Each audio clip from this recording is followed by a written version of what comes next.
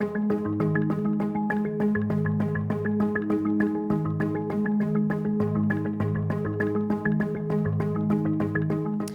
on a fait beaucoup d'auditions, hein. On a évidemment auditionné le ministre, évidemment auditionné tous les services de terrain, hein, le préfet, le délégué général aux grandes manifestations. Enfin voilà, on a auditionné le maire de Liverpool. Nous nous sommes rendus au Stade de France pour échanger avec le consortium qui gère le Stade de France. Donc on a une idée de ce qui s'est passé de manière beaucoup plus précise et puis on apprend à chaque fois un certain nombre d'informations.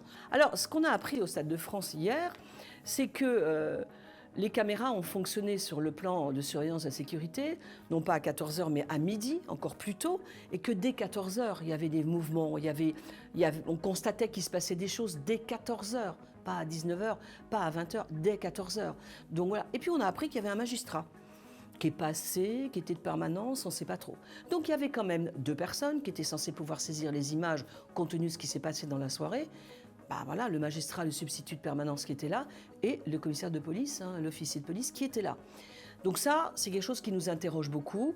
Pourquoi ne pas avoir saisi les images en 7 jours? D'autant que le ministre Darmanin, quand il est venu ici, a dit, c'était le mercredi de mémoire, ne vous inquiétez pas, mesdames et messieurs les sénateurs, les images on les a, sauf qu'il les avait toujours pas saisies et qu'il ne les a pas saisies dans les 7 jours. Donc ça nous interroge beaucoup. Donc ça, il faut qu'on creuse pour qu'on puisse récupérer ces images. Parce qu'aujourd'hui, on n'a pas beaucoup de preuves, on n'a pas de preuves. Le mouvement de foule, le nombre réel de personnes dehors, seules les images prouveront la vérité. Voilà. Mais en tout cas, ce qu'on sait, c'est que ça n'a pas fonctionné et que cette communication du gouvernement, et en particulier du ministre de Darmanin, qui a simplement tweeté dès le départ que les Anglais étaient responsables de tout, ben, c'est pas tout à fait ça. C'est pas les Anglais qui sont responsables de tout. Je pense qu'il y a des services de l'État qui sont responsables de ce qui s'est passé. Moi, ce qui m'attriste profondément, c'est l'image de la France à l'international. Voilà. Le monde entier a vu un fiasco français, et moi, ça ne me réjouit pas du tout.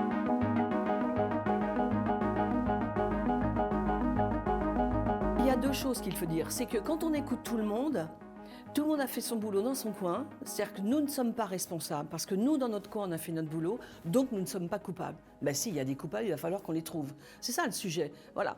Donc là, cette impréparation, cette comment dirais-je, cette inconscience vis-à-vis de ce que nous allons gérer, mettre en place, par exemple, une stratégie nouvelle de canalisation des supporters sur un match aussi important, je ne suis pas sûre que ce soit très malin. Mais ça, on verra, le rapport le dira. Et puis, cette délinquance qui existe, qui est mobile, qui vient que pour ça, elle existe. D'abord, on l'a subie ailleurs que sur le Stade de France. Mais ça, on ne veut pas, parce que vous savez, j'ai eu des propos nauséabonds selon le ministre de l'Intérieur quand j'ai osé parler de la délinquance et quand j'ai osé parler de son déni et des mots qu'il n'employait pas pour poser les choses. Ben ça, c'est une réalité. Ce match en est la preuve. On est dans le déni et l'omerta. Le problème, c'est que le déni, il n'y a rien de pire pour gouverner un pays. C'est-à-dire que si vous ne posez pas les problèmes, si vous ne les acceptez pas, vous ne pouvez pas les résoudre. Mais donc, on ne veut pas parler de la délinquance. Alors, on dit 400, 500, on ne sait pas trop, de personnes qui sont venues vouloir rentrer dans le stade à tout prix, voler les gens. Mais acceptons-le, c'est une réalité, c'est ce qui s'est passé. Voilà, ce match, il a généré ça aussi parce qu'on n'a pas su l'anticiper. C'est vraiment significatif d'un gouvernement qui ne veut pas assumer ses responsabilités. Mais il faut les assumer. Un homme politique peut se tromper, mais il assume ses erreurs.